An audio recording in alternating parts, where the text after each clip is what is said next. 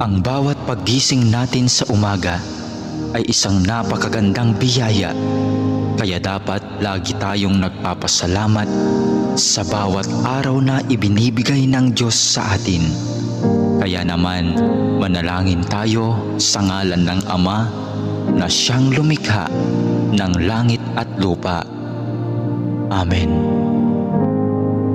Ama naming makapangyarihan sa lahat, maraming salamat po sapagkat ginising mo ako ngayong umaga.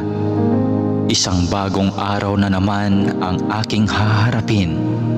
At dahil dito, lubos-lubos ang aking pasasalamat. Sa unang mga sandali ng aking araw, nais kong mapuspos ng iyong biyaya at pagmamahal. Kaya narito ako upang makapiling ka sa